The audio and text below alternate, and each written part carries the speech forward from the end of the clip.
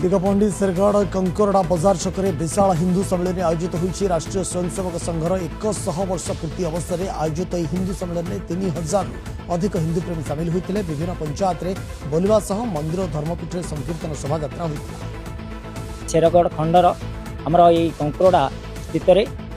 विराट हिंदू सम्मेलन ये जो आयोजन कराई सर्वधर्मर मुखिया मान को डाकी आमे समस्ते मिलमिशी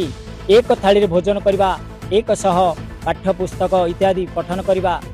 कांद को कांदर मिसई हिंदू धर्म को बचाई आमर ये प्रयास मुख्य लक्ष्य होची आमर जो हिंदू मान प्रति जो अन्याय अत्याचार होची एटा आमर समस्त हिंदू जानी पारंती नहीं तेणु से आमे किछि दिग्दर्शन देबो और आमर हिंदू मान को एकत्रित करबो एकाठी करबो ए होची आमर मुख्य लक्ष्य।